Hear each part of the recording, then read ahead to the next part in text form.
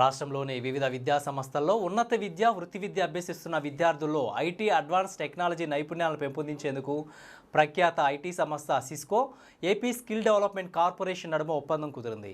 రాష్ట్ర విద్య, IT, electronics శాఖల మంత్రి నారా లోకేష్ సమక్షాన ఉండవల్లి నివాసంలో ఇరు పక్షాల ప్రతినిధులు ఎంఓయూపై సంతకాలు చేశారు. ఈ ఒప్పందం ప్రకారం సిస్కో విద్యార్థుల్లో డిజిటల్ నైపుణ్యాలను విస్తరించడానికి నెట్వర్కింగ్, సైబర్ సెక్యూరిటీ వంటి రంగాలలో అత్యాధునిక కంటెంట్ను అందిస్తుంది.